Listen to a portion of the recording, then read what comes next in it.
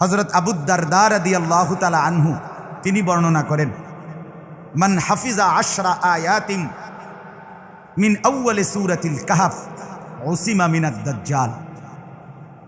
নবীজি বলেন, যে ব্যক্তি সূরা কাহফের প্রথম 10 আয়াত মুখস্থ করবে, পড়বে, আল্লাহ তাআলা তাকে দাজ্জাল থেকে রক্ষা করবে।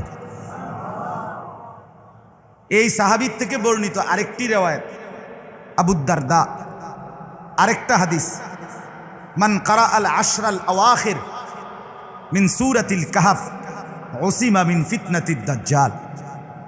যে ব্যক্তি সূরা কাহফের শেষ 10 আয়াত পড়বে, আল্লাহ তাআলা তাকে, নবীজি বলেন, দাজ্জালের ফিতনা থেকে রক্ষা করবে।